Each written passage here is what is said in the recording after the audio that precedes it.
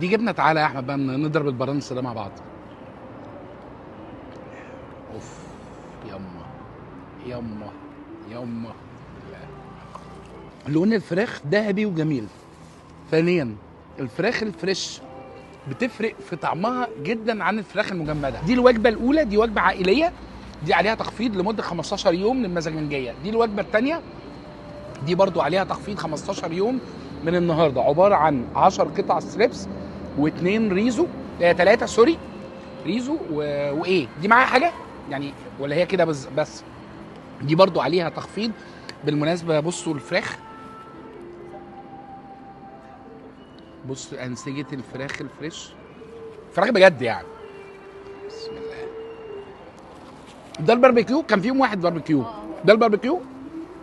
هدوق من الباربيكيو، انا بحب الباربيكيو صوته بصراحه. تعالوا اوريكم الفراخ